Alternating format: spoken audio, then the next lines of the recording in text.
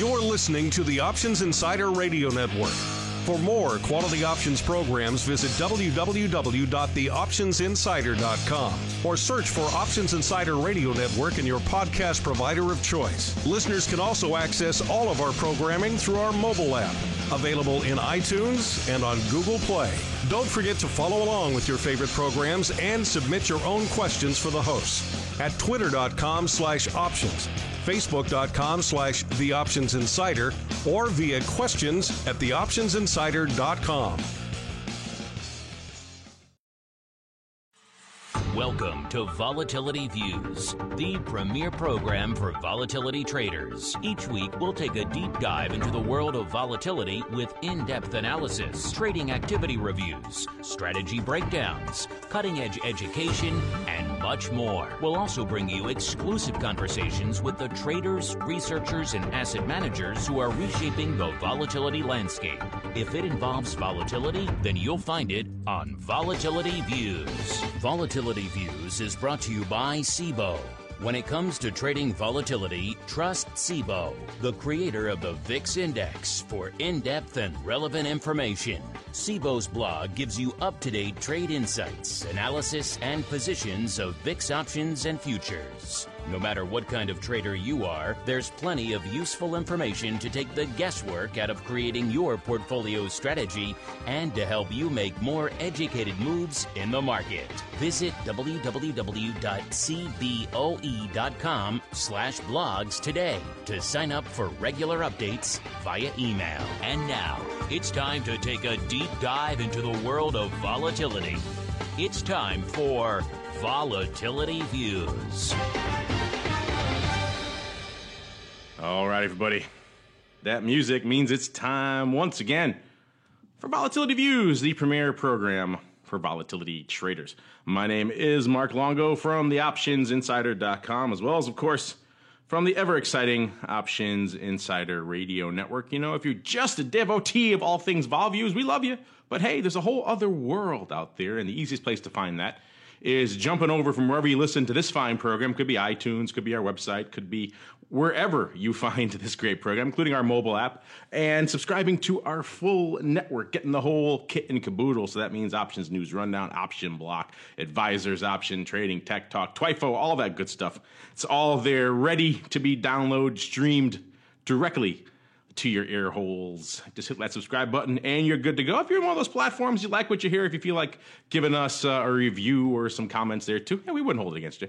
We don't always ask for those kind of things, but people tend to like to give them every now and then. So go for it. Be sure, don't leave us any timely questions there though, because we don't check them that often enough for that. If you got a timely question, you know how to hit us up. Social media, the website, questions at theoptionsinsider.com, or via the live chat. We do a little bonus for the hardcores out there. We also stream the show live. So for all of you out there who like to get it instantly, directly into your ear holes, every Friday, noon Central, 1 p.m. Eastern, via Mixlr, MIXLR. Follow us on all those platforms. You'll see that link. Grab it once, you're good to go. It's the same link all the time. And then just tune in every Friday, noon Central, and you can listen to all the vol action yourself. And like I said before, if you have a question, if you have a comment, you have an insight, you have a pearl of volatility wisdom you want to share with the rest of the world, hit us up. We do, believe it or not, we do actually like to hear from you guys. We read all your questions. You don't have time to answer all of them, obviously, on the air, but we try to filter up some of the fun, interesting, bizarre, and different ones to answer on the show. All right, and joining me on the old program today, he's actually back, listeners. You know, he's getting too big for us now. He's getting to the point where I go, oh, it's showtime. Let me just send my underlings to do that instead. And his underling actually did an able job last week. Mr. Kevin did an able job, but he's back. The someday in the near future, hopefully, Dr. Vix, Mr. Russell Rhodes, holding down the things over there at the CBOE. Mr. Rhodes, welcome back to the show. Glad you could find time in your busy schedule to join us this week. I carved out an hour from all of my academic work to join you guys. I missed you guys terribly last week, but I hear Kevin did a satisfactory job, or did he do better than satisfactory? Oh no, he did great. He did really good. I was very impressed. It was his first time on Vol Views. He'd actually been on the network as I remember during the show many years ago in a former life for him. But it's been a while since he's done it, so he did very well. I think I scared him a little bit when I told him he had to do about 20 odd minutes of weekly rundown, but he handled it ably like a pro, so well done. You should be proud. We'll be joined a little bit later, listeners, by the greasiest meatballs himself, Mr. Mark Sebastian, from Option Pit by way of Carmen Line. But no point waiting on him. The volatility train has to keep on rolling, so let's do that. Let's get right into our volatility review.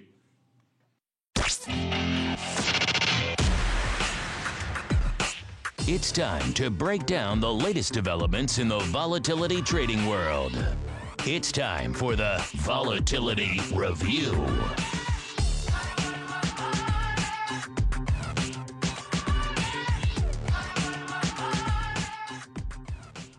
All right, everybody, welcome to the Vol Review, the portion of the show where we break down the week that was, and indeed still is, from a vol trading and trending and analysis perspective. Like I said, we're streaming this live and recording right around noon central here in the one true time zone. So right smack dab right in the middle of the session, and so far, at least today's session, a bit of a mixed bag. We have the S&P and the Dow up fractionally on the day, about 0.3% or so. The tech-heavy NASDAQ taking a little bit of a breather today, off slightly, effectively, not down a little bit. Let's say about 0.2% to the downside, just ticked down a little bit more. And with all this uncertainty on the screen, VIX Cash also taking a little bit of a breather. Apparently, they decided, there's no weekend risk this week, so let's just take it all out of the market, off about 0.75 of a point, right around 11.5. Which, let's do a quick cursory scan. I have to say, Mr. Someday Dr. VIX, your stand-in last week did an able job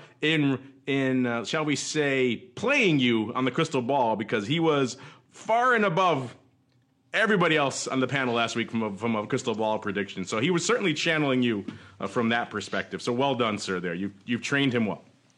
Good. He can replace me as the VIX guy in the near future. Well, there you go. Yes, he bought VIX pretty hard. I'm not going to give all of our predictions because we'll save that for the end of the show. But it was an interesting range of people. Even people, including myself, thought it would be a little bit higher. Of course, if you don't factor in today's little smackdown here, looking a little bit better for us. But we shall see. We'll get to all that in the middle. Of course, like I said, VIX Cash hovering right around 11.5. A little bit of a quieter week compared to last week. Mr. Rhodes, you decided to take the week off last week, and it was Rock'em Sock'em Robots week. Kevin really got to dive into the fray and really see volatility in all of its glory last week. We had pretty much every day of the week was over 1 million contracts in the VIX options last week. This week, not so much, even though we did hit a high in VIX land pretty much at the start of the week of about 1445. That was back on Monday, and VIX never really looked back for the rest of the week. So all of the previous, fire and fury that had built into the VIX, and of course some of the domestic turmoil that had built into the VIX and everything else, a lot of that slowly being wrung out over the course of this week. We're seeing VVIX also trending a little bit lower. It had spiked over 100, now just shy of 100, about 96 and change out there. So volatility still moving. Certainly not in the low end of that recent range, which is about 75 or so, but nowhere near the 120 to 140 range where it was kind of spiking of late. Mr. Rhodes, you've been off for a while. You had a lot of time to view the volatility. What's been catching your eye this week? And if you want to pontificate a little bit on last week too, because you weren't here, feel free, sir. It was a pretty active week. No reason to pontificate on the past, but what continued, you just gave a few indications that volatility is relatively low. I'm going to take the other side of that a little bit. The SEP futures are at almost a 2-point premium to spot VIX right now. And in October is up around 1410 or so. So it's, complacency, as it always does or always has for the last few years, is working its way back into VIX. But the steepness of this curve, it should keep people a little bit on edge. So that's probably the major thing that that's been catching my eye. I was actually, as you passed it to me, I was trying to see what oil volatility was doing, and I'm shocked that oil volatility, and I know I'm going off script for a second, but I'm shocked oil volatility isn't much higher considering the battering that they're getting ready to take down in Texas. So it takes more than a hurricane, and I don't know if anybody is really aware of this, a small earthquake in Dallas today. You got to wonder what's going on in the world with all that. But even with all of that in the energy part of the world, we've got OVX under 30. So it takes a lot more to get volatility going these days. Yeah, that's something certainly we'll talk about that a lot in a little bit, about an hour and change there on TWIFO, where we talk all things crude vol as well as S&P and everything else out there under the futures options. But you're right, it does take a lot these days to really budge, your crude vol. It needs a aggressive, protractive move, usually to the downside. Could be a super sharp move to the upside too, because there is some bid to those near-term calls, but typically it's to the downside. It's got to be sustained. We've seen it, like we've seen a lot of other products too. Second, that sell-off takes its foot off the brakes, that vol comes crashing in, and pretty much we haven't really seen it take much of a bump here. I guess people were not aggressive enough of a sell-off, I guess, for them to really start pricing it in. OIB up a little bit today, but certainly not a ton. But that said, I'm sure you were probably captivated. You were wishing you were on the show last week, Mr. Rhodes, because that was certainly a rock'em sock'em robots week. Paper flying left and right, vol flying left and right, indices flying left and right. Anything top of mind for you that you really wanted to say on the show last week, but you couldn't make it? Yeah, it looked on, I want to say Tuesday, or no, it was Wednesday, after Trump's Arizona thing, like we were going to fall off the rails again. The fact that we didn't means that I think his now speeches are turning into his tweets, which are now generally just ignored by the overall marketplace. The debt ceiling thing was a little offsetting. Most people think the NAFTA discussion was probably just angling. It was interesting that VIX was only able to get up to about 13. And the other thing that was crazy, Russell, I don't know if you got to see what the VIX futures kind of behavior was on Wednesday, but it was completely disjointed. There was a period of time where VIX futures expiring in September had a delta higher than the VIX cash itself. In the morning, they opened up over $1 on a huge run up, while the VIX was still kind of basically up only about 80 or 90 cents at the time.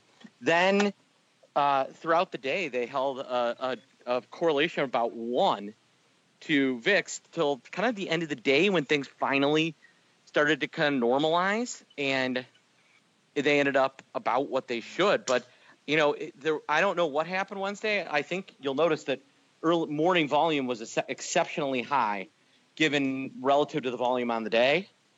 And I think somebody got really panicky or really stuck that morning, because there was just some really interesting price action on that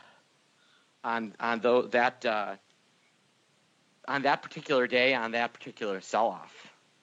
Yeah, I was just before you joined us, I was talking about how steep the curve seems to be right now, even though VIX is working its way lower. And you're saying almost the exact same thing in a little bit different way. You're basically saying, you pointed out, which is kind of unusual, but not necessarily unusual if you've got somewhat of a jittery market. And that's what we've got. I think the bears might actually be seeing a light at the end of the tunnel with respect to stock prices. And, everybody's very much on edge going into the last 4 months of this year. They're always on edge going into the last 4 months, but maybe have a little bit more reason to be this year than in past years. Yeah, there's definitely some unique price action, but, I would note that there's kind of a half-life to Donald Trump, right? So two Thursdays ago, we get over 16. I want to say intraday we may have touched 17. Then last Thursday we get to about 16, and then on his latest blow up we can barely get to 13. So, when we have kind of multiple flare-ups, one thing we do know is that VIX gets stiffer. I mean, it's a good thing to shake out the mom and pop. I love you. I really do. I love you, Mom. I love you, Dad. Stay out of the vol space. It's not for you. And when we shake out some of the mom and pops and the people that think this is easy money, which is what kind of happened the last few weeks, I think it's good for markets. It allows the VIX to kind of properly price in risk, which I don't think it had been. I mean, the VIX at 9.5 or 9, and the VIX futures trading barely above that with a VVIX of 65, and everybody and their mother selling S&P puts, right? Like, my director of operations is married to a market maker in the SPX. We had him speak at an event that I had a few weeks back, and he was basically like, all I do is trade big orders and buy puts from retail and buy puts from RIAs. He's like, that is my job. And, when that's happening, then you've got, you're in, it's good to shake some of that out, make people realize that it's not such easy money and you can get scared. And especially in the VIX space. So that's kind of my kind of one of the reasons why we do see that. And like I said, you're right. Markets are a little bit queasy right now.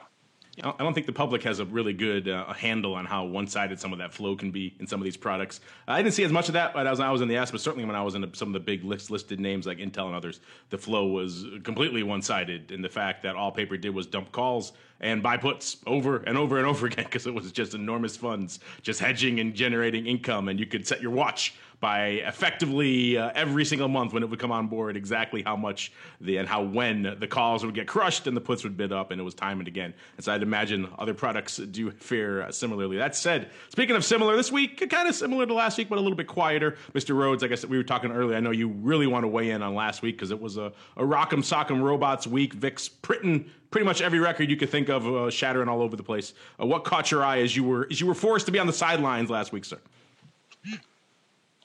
I wasn't forced to be on the sidelines. I was choosing to be on the sidelines. Just the continued taking advantage. The continued people putting on bullish VIX spreads and coming up with more and more unique ways. I'm actually going to talk about that when you get me to the weeklies in a minute. There's starting to be more and more unique ways that people are trying to get that long exposure to volatility, but not necessarily pay up for it. And the longer we're in a low volatility environment, the more we see people looking to sell some VIX options to pay for some VIX options. So there were some interesting spreads along those lines from this past week. The settlement coming in close to 13 2 weeks in a row. I think that's kind of interesting as well. We had the weeklies settle at 1285. So I've said this before, and right after I said it, we went to a single digit VIX again. But you really would think that the low is the low's been put in for this year, unless the low, not including the last 2 weeks of the year, the low's probably been put in for this year. Well, Russell, you could make an argument that the lows for the next 5 years are in. We saw similar patterns. A lot of people are like, 18 of the last blah, blah, blah, VIX settles below 10 have been. Well, guess what? Prior to that, there had only been, I think, 18, and I think 7 of them were in 06 and 07. So these things bunch, right? Volatility does bunch. And, I would be less than surprised. I'm not saying that we're going to see a bunch of 50 VIXs, but I would be less than surprised if the market doesn't start moving around a little more. And a VIX is back to the 12, 13, 14 that I used to complain about being too low. And so, I do think it's entirely possible the lows are in.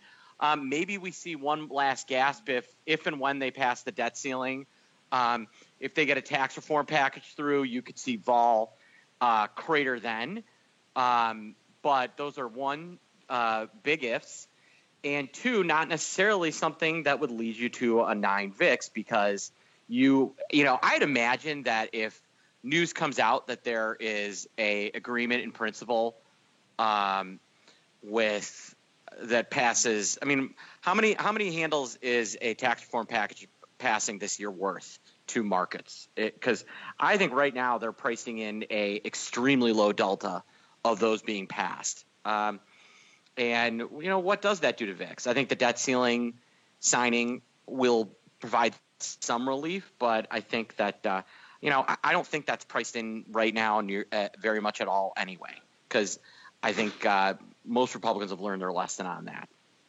It's funny. You're right. That was when the low teens was when the broad media typically started writing their articles. How low is too low? When will VIX mean revert back to 20? Since then, we've spent substantial amounts of time, shy of 10. So you're right. A whole new frame of reference for everybody. Perhaps that will be changing. But since he's so excited to do it, we got to get rolling with it. It's time for Russell's Weekly Rundown. Now, Russell's Weekly Rundown.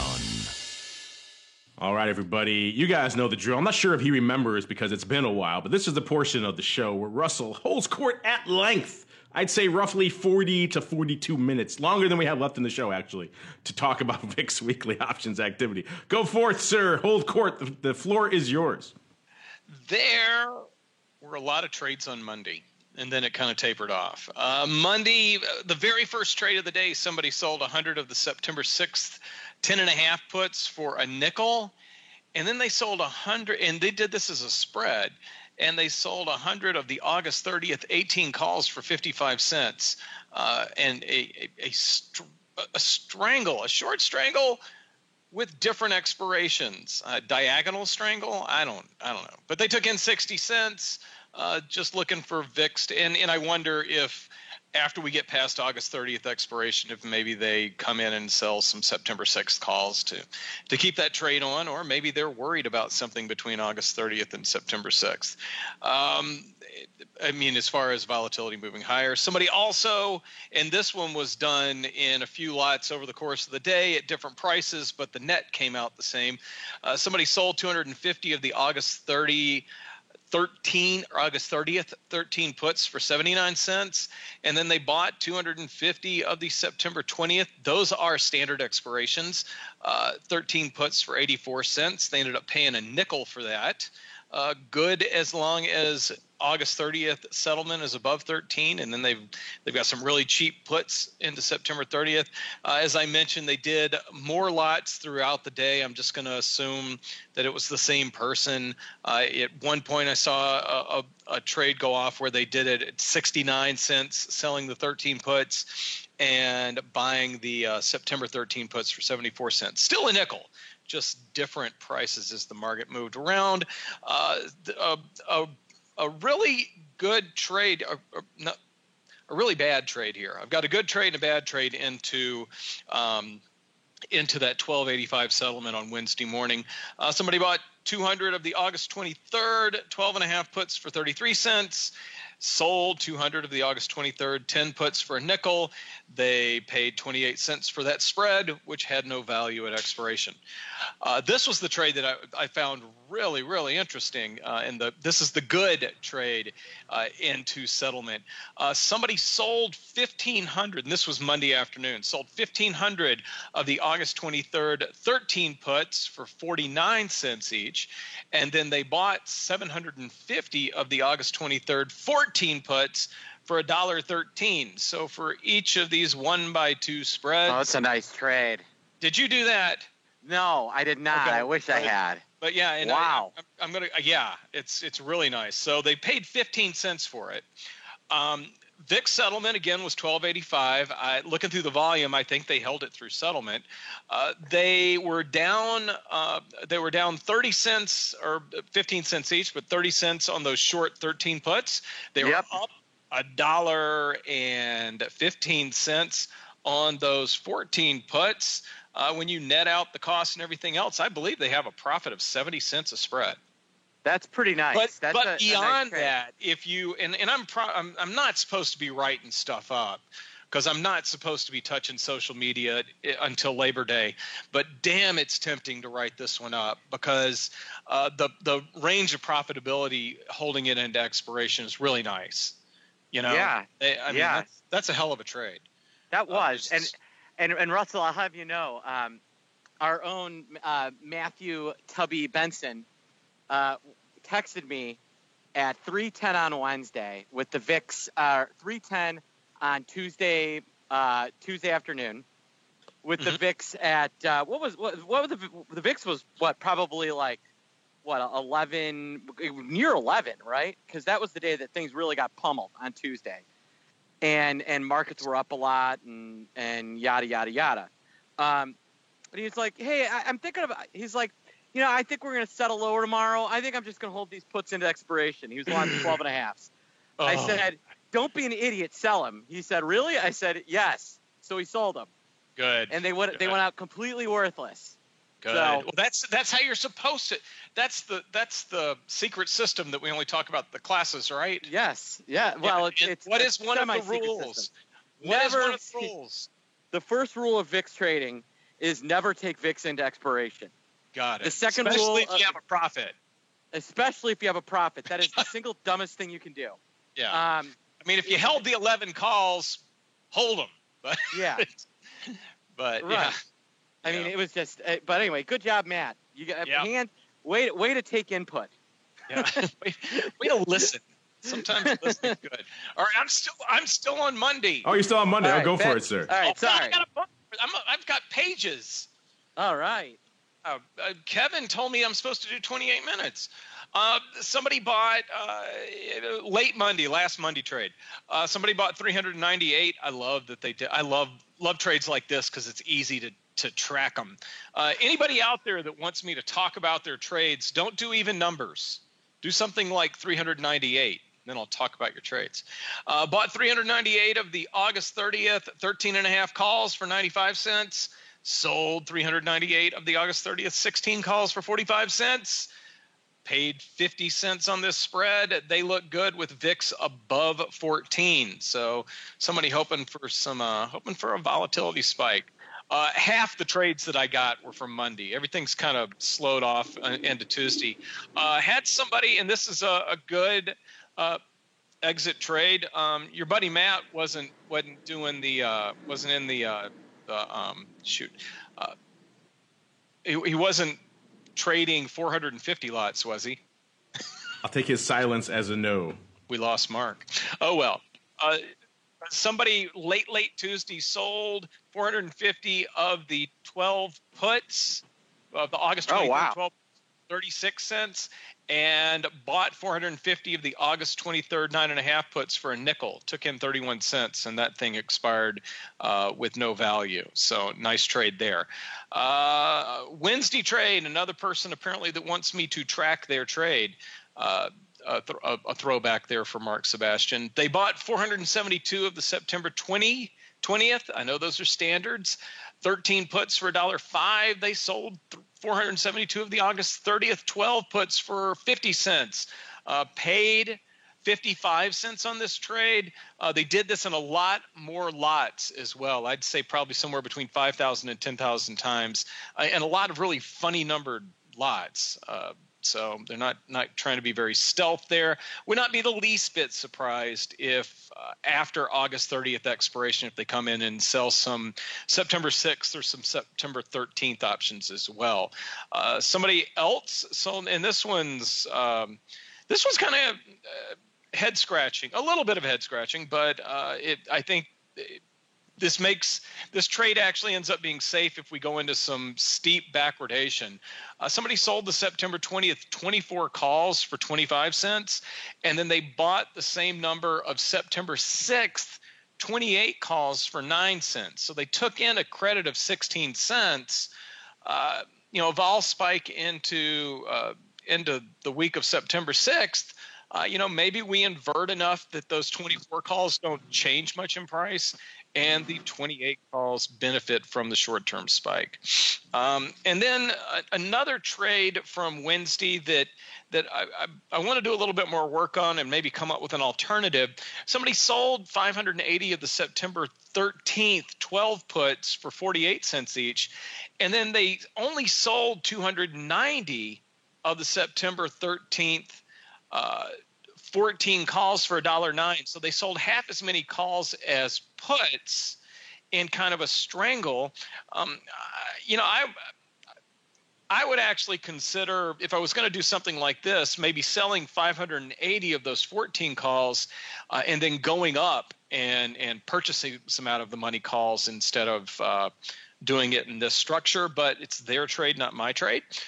Just kind of curious if they could take in a similar dollar credit and limit their upside risk a little bit. Thursday, as I mentioned, things really started to slow up. Somebody sold I can't read my writing sometimes. Sold 105 of the September 27th. Those are weeklies now. 18 calls for 87 cents, and they bought 105 of the December 20th. 18 calls for $1.67. Maybe trying to set themselves up for volatility late in the year. They also could probably sell calls a couple of more times and cover the cost of those DEES calls.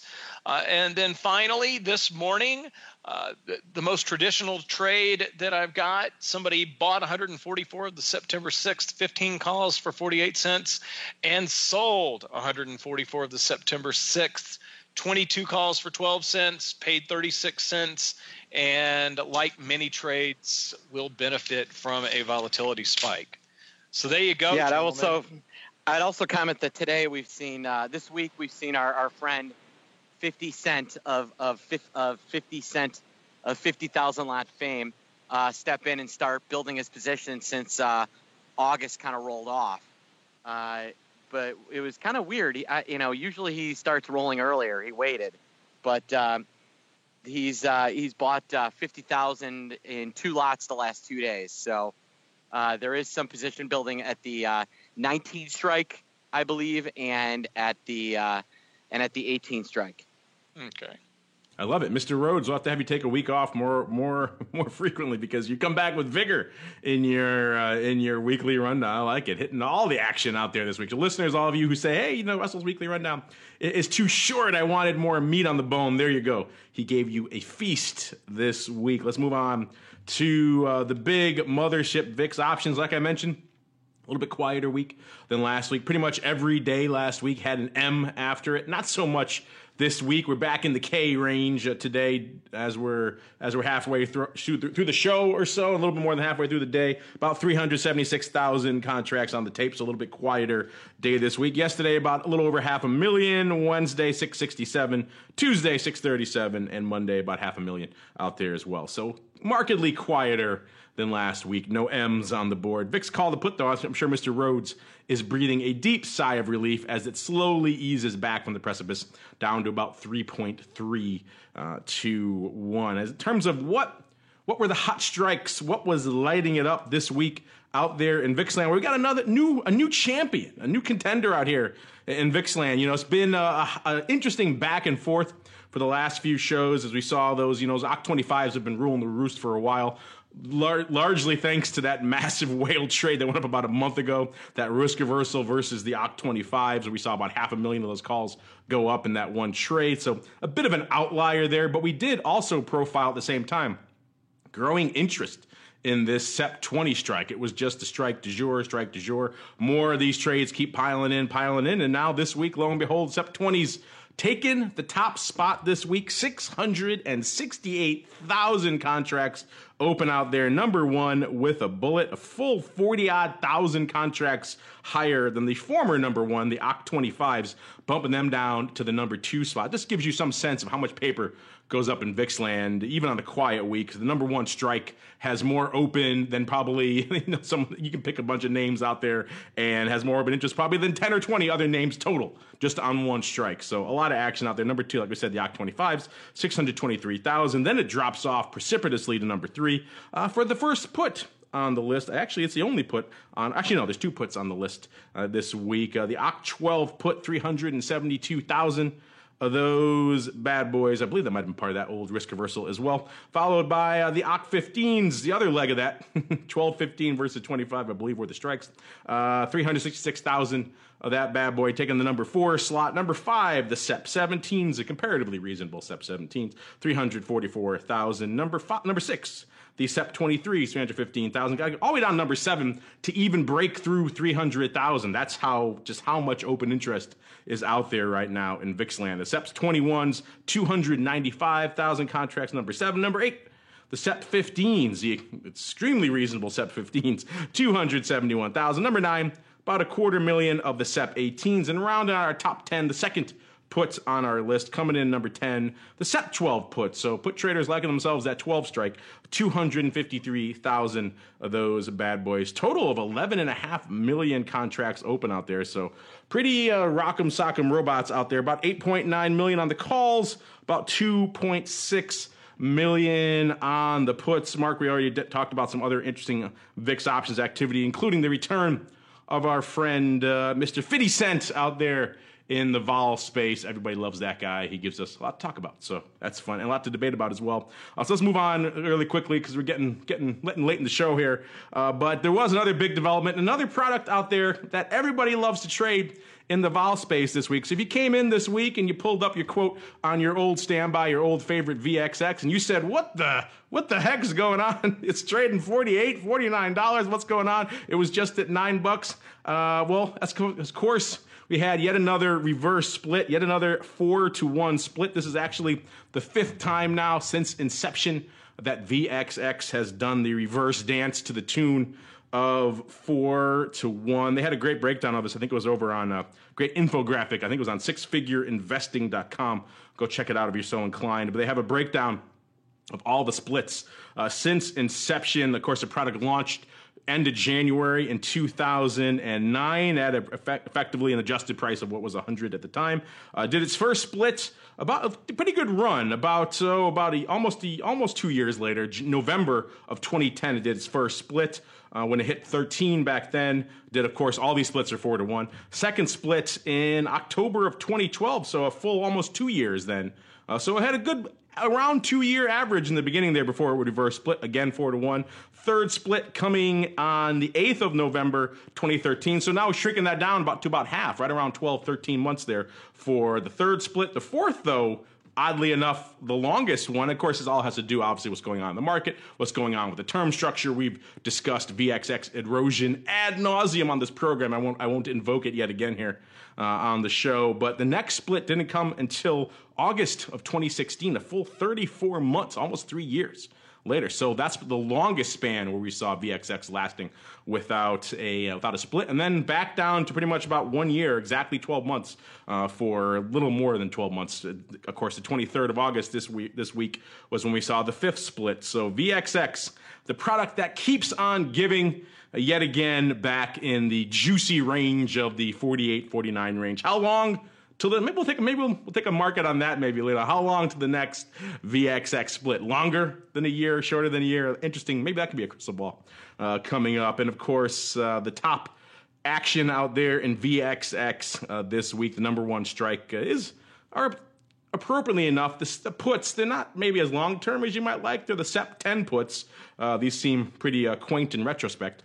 All these obviously have to be adjusted for the split. So, but still interesting stuff. Seeing puts out there. Mr. Meatball, I'm sure you had a lot of chats with your mentees, your chatties this week about VXX. What are your thoughts on this this record-breaking, perhaps 5th reverse split, and the fact that it's only took a year this time? Are you on board with? You think it's going to be a year next time, shorter, longer? What's your thoughts here on all things VXX?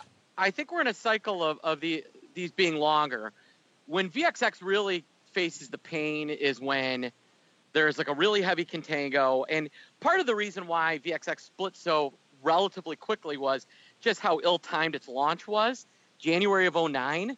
I mean, is there a worse time to launch a long vol product? You tell me.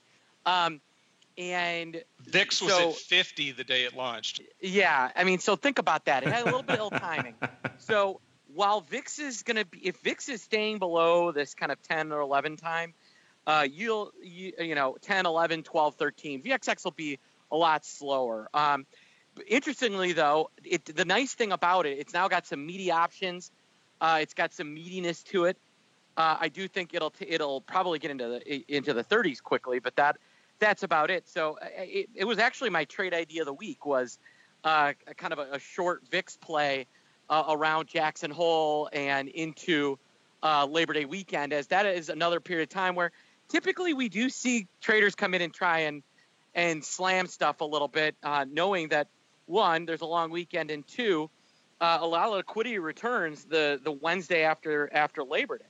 You know, Tuesday, for a lot of people, that Tuesday, first day at school, mom and dad stay home, and then that Wednesday, you know, that a lot of liquidity returns to markets, and so things get interesting. So it was obviously well liked and well loved in the option pit chat rooms, and it was so well liked that I put it as just an idea of that I liked in terms of long VXX puts. I think I did the September 8th, so weeklies, just to make things better for us. The September 8th weekly, 47.5 puts, and I believe I'm already up significantly, at least a little bit on that purchase price.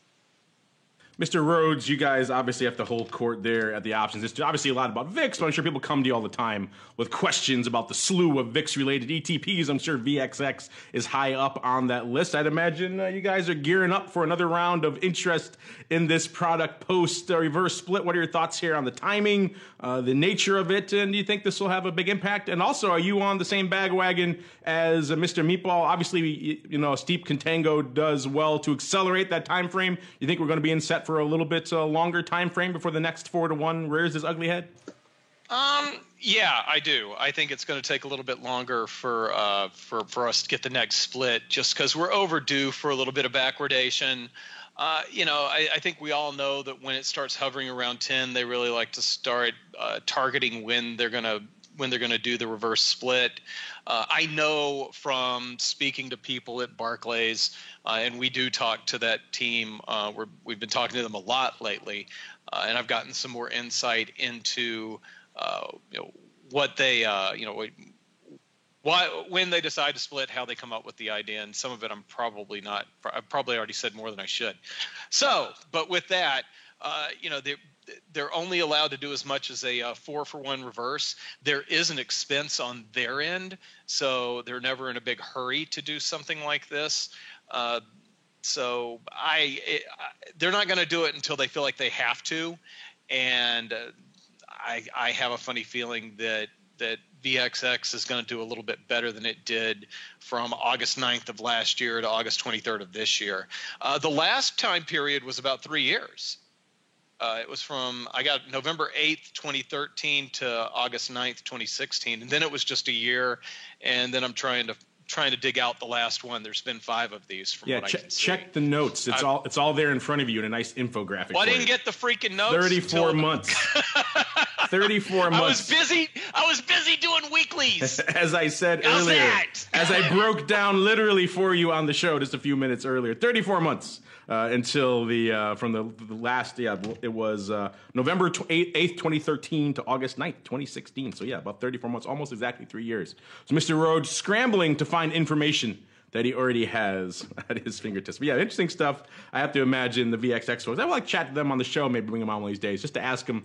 Maybe they wouldn't admit this on the program, but I have to admit that behind the scenes, they're probably all just flabbergasted at what a success this product has been for them. I can't imagine any of them, when they launched it in their wildest dreams, would imagine that your literal grandmother in Iowa would be slinging 10 lots of VXX out there. Yet that's exactly what we've seen.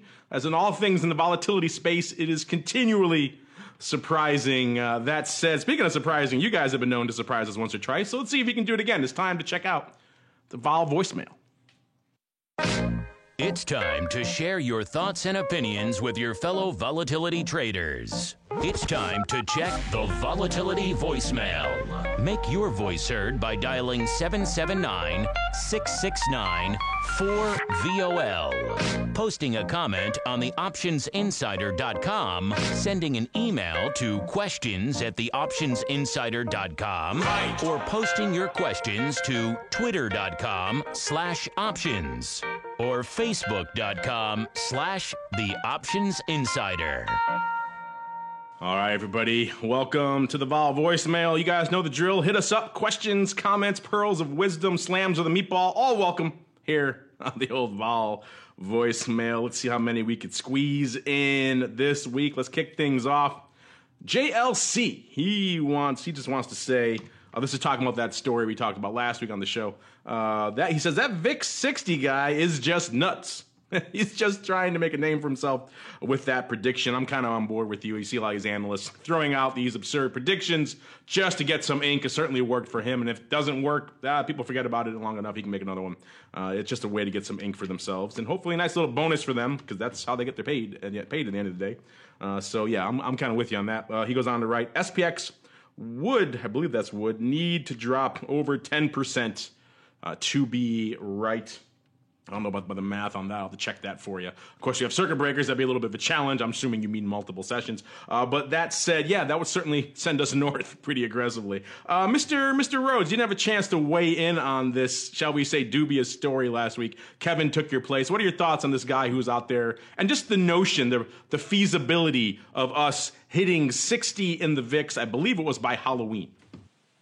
You know, the way that you can make a career is throw outlandish things out there, get one to stick, Abby Joseph Cohen, and then you can make a career out of it. I was just going to say that. Why do you think I'm always guessing high VIX on here? I was going to say, you can throw a lot of names under that. You can say Elaine Garzarelli, Abby, a bunch of them have done that, made one outlandish prediction, it worked, and they built a career out of it. You nailed it. Yeah. Now, I actually tried this once when the 1 year average for VIX closed above the 5 year average. It had only happened one time before, and the market was down like 30% 6 months later. So I went out big time with that one, and boy, was I wrong. So it's the same thing, and I think it's that the mail or the email basically quantifies my thought behind this one. The guy, it's a way to try and make a name for yourself. I think he probably would have been better off saying 40 instead of 60.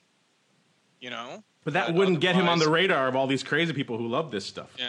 I mean, I guess you're just trying to one-up each other until you're the one with the biggest, with the most outlandish prediction. Speaking of outlandish, let's see how many other outlandish ones we can get. Here's your buddy, Mr. Meatball. He keeps writing into us. F. Contango Trader. Obviously a big fan of yours, or perhaps not. I don't know. But he always wants to write, are you ready for VIX percent of percent? But he has a real question this time. He also asks, what's your thought on VIXH?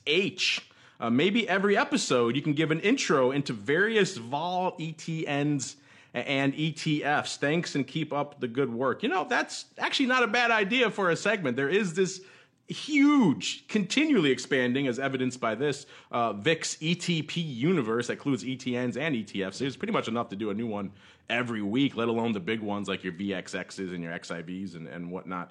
So that's not a bad idea. Maybe I'll consider that for future shows. I'll call it our weird or esoteric or outlandish VIX ETP of the week. Maybe we'll file this one under the first one. I actually wasn't that familiar with it till you hit us up with it. This is the VIXH. This is the First Trust CBOE VIX Tail Hedge ETF out here. Trading right now about 26 off about 4/10. About 1.5% out here, 4/10 of a handle out here. So interesting stuff. I don't know, Mr. Soon-to-be Dr. VIX, we'll start with you because it's your job literally to be well-versed on all of this universe of VIX ETPs. As our listener says, what are your thoughts on VIXH? It's an interesting fund, but, they just changed their investment objective. Oh, well, there you go. So they were following one type of index, and now they're actually basically going from cash based on what's going on in VIX. They're going to hold one of three positions. They either they hold the component securities in the NASDAQ 500 large cap index, which is a knockoff of the S&P 500, but with a few differences, and they then they'll actually go to T-bills based on what's going on in VIX. I think they were holding the S&P 500 before, and they switched the strategy behind this one. But it's a nice smart beta idea where and I think any fund that has a disciplined approach behind it is a good way for individuals to get exposure to some sort of smart beta without having to try to manage it themselves. So I kind of like it, especially in this environment where you might be worried about what's going to go on within the markets. I do like that idea for a new segment. I'll have to mull it over. That's why I like our listeners. They hit us up with good stuff. Oh, by the way, Mr. Meatball, this F Contango also wants to know how you hedge your gamma and also your mother-in-law. So, sir? How do you hedge your mother-in-law? How do I hedge my mother-in-law? Maybe he knows her. I don't know. I don't know. I don't know. My mother-in-law is great. It's my father-in-law I got to deal with. Oh, well, there you go. No, I'm kidding. He's great too. Managing gamma, there's a couple of ways to do it, and yeah, Russell. But just to Russell's point, I think that's a great idea, and I think Russell should do it, and I think we should add that as a segment. So we're all in agreement. I think that'd be a fun one. Yes, more work for Russell. Together. I like it.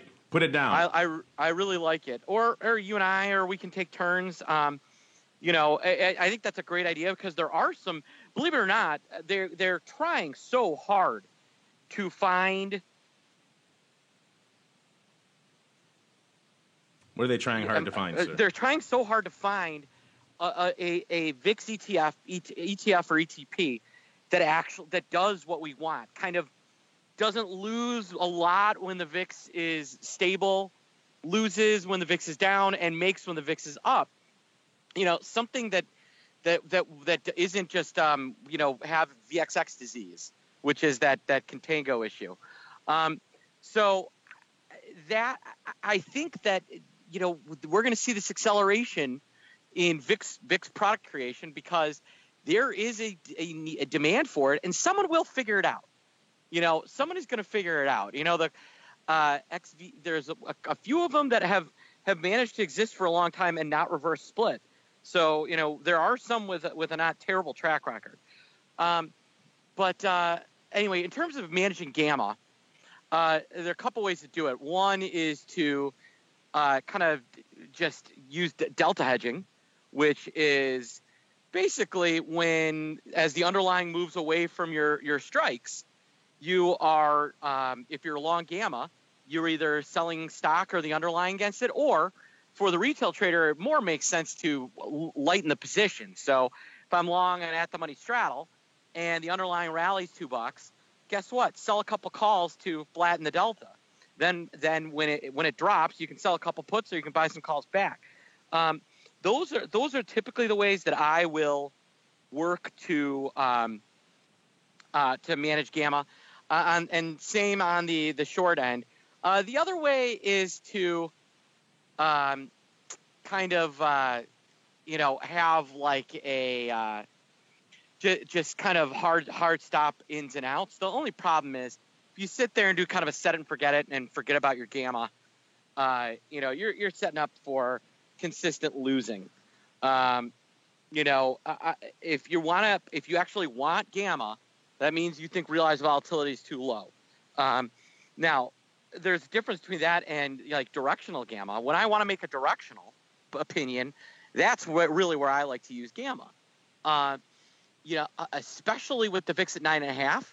If you thought an underlying was going up, calls were exceptionally good at expressing that opinion because of that burst of gamma in a low volatility environment. So, obviously, I could talk gamma hedging for 3 hours. In fact, we have a 3-hour class on managing gamma in our store. But that's just kind of the short version. Yes, interesting stuff. Speaking of mother-in-laws, Tech Coleslaw says mother-in-laws always make the most money because they get the last buy call and the first sell call, and those usually are the best calls. So there you go. A lot of mother-in-law input here on the show. I'm not sure. Everyone must know your mother-in-law there, Mark. I don't know. Everyone's also asking about your spreadsheet, Mr. Rhodes, if it's done yet for getting VIX numbers down to zero. How theoretically low can VIX get? Unfortunately, we don't have time to even see that this week anyway, so I'll have to save that for next week. I got a feeling you're probably not done with it yet anyway, or at least not done through compliance. Maybe we'll have to save that. Maybe you'll be done with it by next week's show. Meanwhile, it's time for us to keep on rolling into our final segment. It's time for the crystal ball.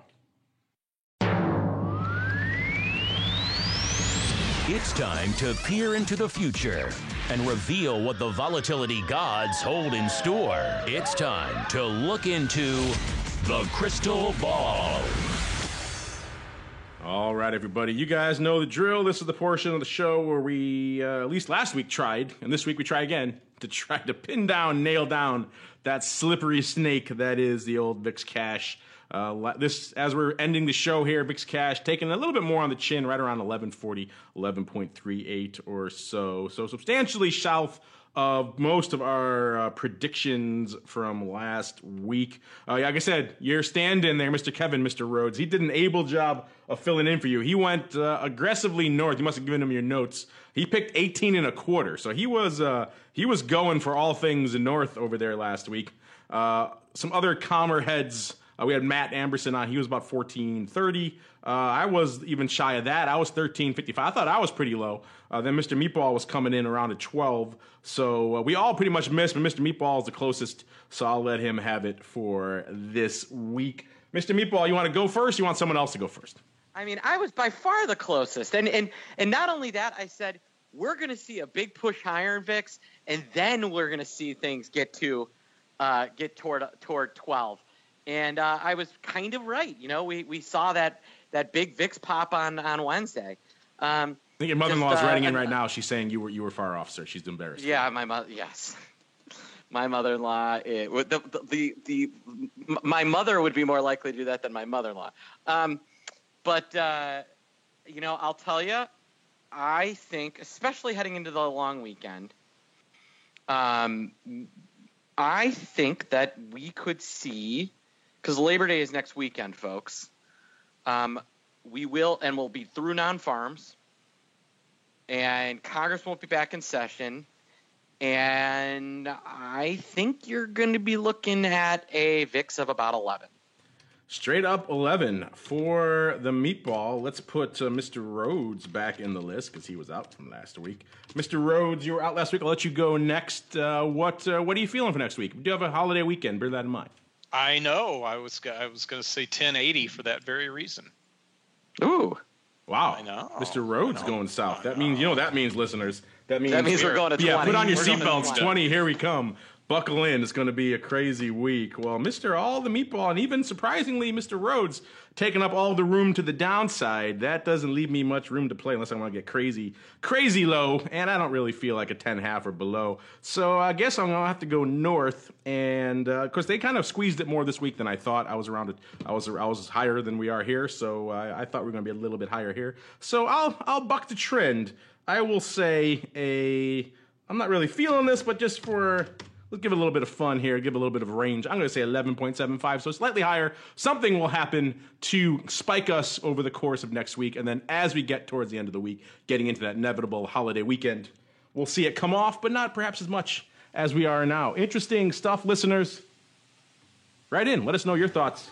You too can play the crystal ball at home, the home game. There's no prizes, at least not yet. But maybe we'll add some prizes as we keep on going. Unfortunately, that music means we've come to the end. Yet another epic journey through the world of volatility. We talked VIX weeklies, we talked VIX regulars, talked a little bit of crude VIX, we talked some VXX, talked mother-in-laws, talked all that fun stuff. What a great show it was. But before we go, one last time around the horn, what's cooking with everybody? Let's start over there in the land of the SIBO. Mr. Rhodes, what are you guys cooking up over there? We're starting to prep for RMC over in London, which is September 11th through the 13th. That usually takes an awful lot of my time. There are some cheap tickets to London if you want to join us, Mark. I keep getting Mark. This is like the third time I've been asked in like the span of 24 hours if I'm going to RMC Europe. That's why we want you there. I would love to go. I'm not quite there yet. Well, how about Hong Kong, December 6th, 7th? How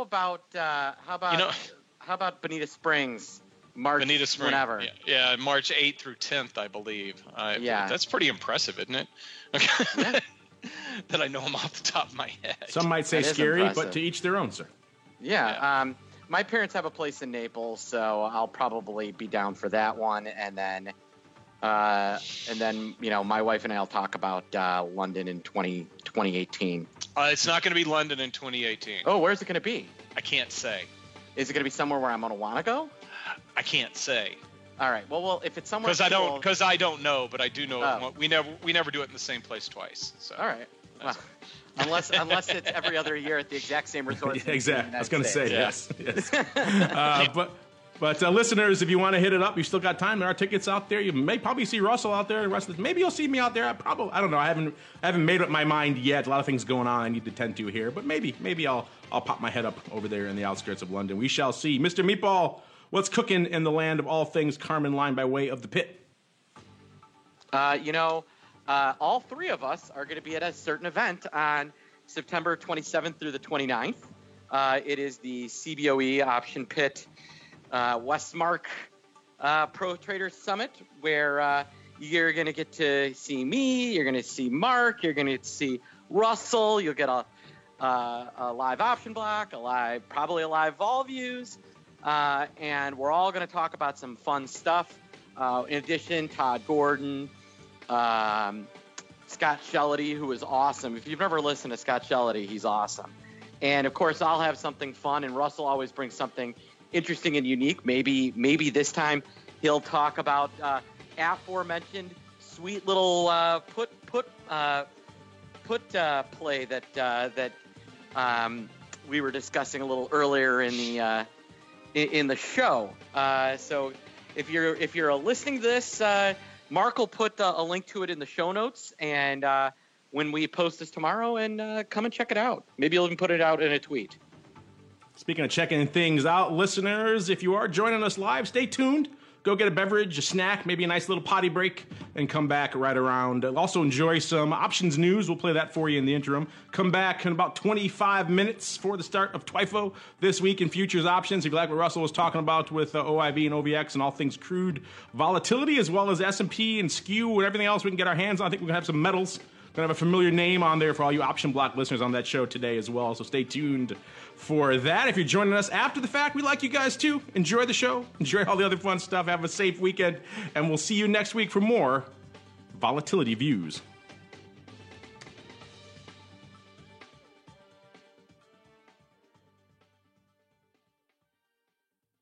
Volatility Views is brought to you by Cboe. When it comes to trading volatility, trust Cboe, the creator of the VIX Index, for in-depth and relevant information. Cboe's blog gives you up-to-date trade insights, analysis, and positions of VIX options and futures. No matter what kind of trader you are, there's plenty of useful information to take the guesswork out of creating your portfolio strategy and to help you make more educated moves in the market. Visit www.cboe.com/blogs today to sign up for regular updates via email.